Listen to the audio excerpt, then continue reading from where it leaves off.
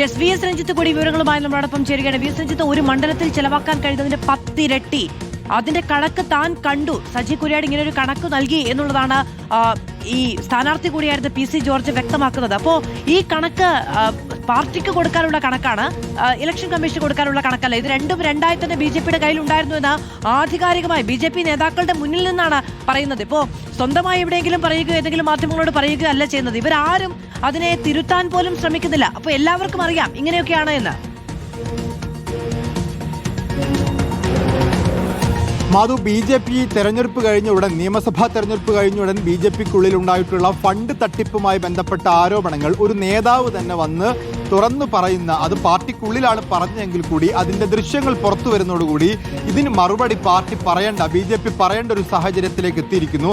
നേരത്തെയൊക്കെ ഇതുമായി ബന്ധപ്പെട്ട വാർത്തകൾ പുറത്തു വരുമ്പോൾ ഇത് കേവലം മാധ്യമ സൃഷ്ടിയാണ്, അത്തരത്തിൽ ഒരു തട്ടിപ്പും പാർട്ടിയിൽ നടന്നിട്ടില്ല, തെരഞ്ഞെടുപ്പ് ഫണ്ടിന്റെ എല്ലാ കണക്കുകളും കൃത്യമാണ് എന്നാണ് ബി ജെ പി ഔദ്യോഗികമായി വിശദീകരിച്ചുകൊണ്ടിരുന്നത്. പക്ഷേ ഇപ്പോൾ പി സി ജോർജ് തന്നെ പാർട്ടിക്കുള്ളിലെ ഒരു ക്യാമ്പിൽ നിന്നുകൊണ്ട് പറയുന്നു, നിങ്ങളിൽ പല നേതാക്കന്മാരും ഈ തട്ടിപ്പിൽ പങ്കെടുത്തിട്ടുണ്ട് എന്നും എന്റെ മണ്ഡലത്തിൽ ചെലവാക്കിയ 4.5 കോടി രൂപയ്ക്ക് കണക്കില്ല എന്നും അല്ലെങ്കിൽ ആ കണക്ക് കള്ളക്കണക്കാണ് എന്നുമാണ് പി സി ജോർജ് പറഞ്ഞു വെക്കുന്നത്. ഈ ചർച്ച, അതായത് ഈ പ്രസംഗം ഇതിനകം തന്നെ പാർട്ടിക്കുള്ളിൽ ചർച്ചയായിട്ടുള്ളതാണ്. ബി ജെ പിയുടെ ഔദ്യോഗിക നേതൃത്വം, സംസ്ഥാന ജനറൽ സെക്രട്ടറിയും പ്രസിഡന്റും ഉൾപ്പെടെ ഇതുമായി ബന്ധപ്പെട്ട് പി സി ജോർജിനോട് സംസാരിച്ചിരുന്നു എന്നാണ് മനസ്സിലാക്കാൻ സാധിക്കുന്നത്.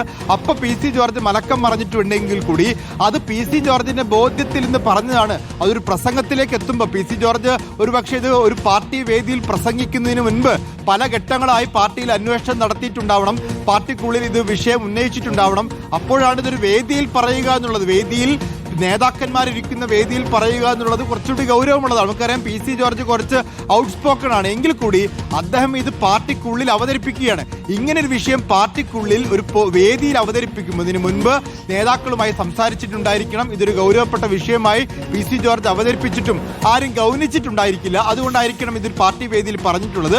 പക്ഷേ ഇത് പുറത്തു വന്നപ്പോൾ, അതായത് ഈ പ്രസംഗം ഇങ്ങനെ പുറത്തു വന്ന് ചർച്ചയായപ്പോൾ, പുറത്തു വരിക എന്ന് പറഞ്ഞാൽ പാർട്ടിക്കുള്ളിൽ ചർച്ചയായ ഘട്ടത്തിൽ സംസ്ഥാന അധ്യക്ഷനുമായി ബന്ധപ്പെട്ട ആളുകൾ ഈ പി സി ജോർജിനോട് ഇക്കാര്യം അന്വേഷിച്ചിരുന്നു. ആ ഘട്ടത്തിൽ പി സി ജോർജ് കാര്യങ്ങൾ തിരുത്തി പറഞ്ഞു എന്നാണ് മനസ്സിലാക്കാൻ സാധിക്കുന്നത്. പക്ഷേ വളരെ ഗൗരവപ്പെട്ട കാര്യമാണ് പി സി ജോർജ് പറയുന്നത്.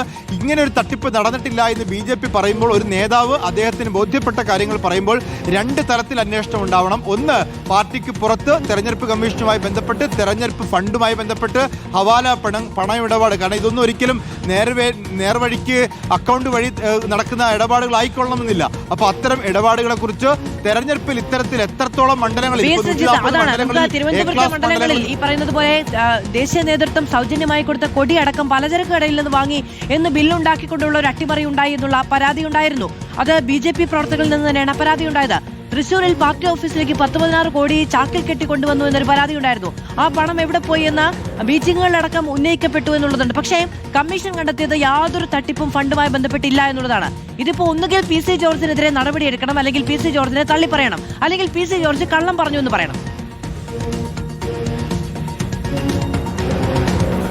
തീർച്ചയായിട്ടും പി സി ജോർജ് ഇനിയിപ്പോൾ പുറത്തു വന്ന് പറയാൻ പോകുന്നത് അതെന്റെ തെറ്റിദ്ധാരണ മൂലം പറഞ്ഞു പോയതാണെന്നുള്ളതാണ്. അതാണ് പി സി ജോർജ് പാർട്ടിയോടും പറഞ്ഞിട്ടുള്ളത് മനസ്സിലാക്കാൻ സാധിക്കുന്നു. പക്ഷേ പി സി ജോർജ് പറഞ്ഞ കാര്യത്തിൽ ഒരു അന്വേഷണം പാർട്ടിക്കുള്ളിൽ ഇപ്പോൾ തന്നെ ഈ ഫണ്ട് തിരിമറിയുമായി ബന്ധപ്പെട്ട് ഒരു അച്ചടക്ക സമിതി രൂപീകരിച്ച് കുമ്മനം രാജശേഖരനും പി കൃഷ്ണദാസും ഒക്കെ ഇതിൽ അന്വേഷണം നടത്തിക്കൊണ്ടിരിക്കുകയും ആരോപണ വിധേയരായിട്ടുള്ളവർ സംരക്ഷിക്കപ്പെടുകയും പരാതിക്കാർക്കെതിരെ നടപടികൾ വരും എന്ന സൂചനയാണ് മനസ്സിലാക്കാൻ സാധിക്കുന്നത്. ഈ പരാതിയിൽ ഗൂഢാലോചനയുണ്ട് എന്നാണ് ഈ അന്വേഷണ കമ്മീഷന്റെ കണ്ടെത്തൽ പോലും വന്നിട്ടുള്ളത്. പക്ഷേ പി സി ജോർജ് ഈ ഗൂഢാലോചനയുടെ ഭാഗമായി പറഞ്ഞതാണോ, അതല്ല പി സി ജോർജ് ബോധ്യത്തിൽ നിന്ന് പറഞ്ഞതാണോ, പി സി ജോർജ് പറഞ്ഞതിൽ വാസ്തവമുണ്ടോ എന്നുള്ളത് പാർട്ടിയാണ് വിശദീകരിക്കേണ്ടത്. കാരണം പി സി ജോർജ് അവിടെ സ്ഥാനാർത്ഥിയായിരുന്നു. അദ്ദേഹത്തിന് അറിയാം അദ്ദേഹത്തിന്റെ മണ്ഡലത്തിൽ എത്രത്തോളം ഫണ്ട് ചെലവഴിക്കപ്പെട്ടു എന്നുള്ളത്. ഒരിക്കലും സ്ഥാനാർത്ഥിയല്ല ഫണ്ട് ചെലവാക്കുന്ന കണക്കുകൾ, ആ മണ്ഡലത്തിൽ ഒരു ഇൻചാർജ് ഉണ്ടായിരിക്കും. ആ ഇൻചാർജിനെ കുറിച്ചാണ് പി സി ജോർജ് ആരോപണം ഉന്നയിച്ചിരിക്കുന്നത്.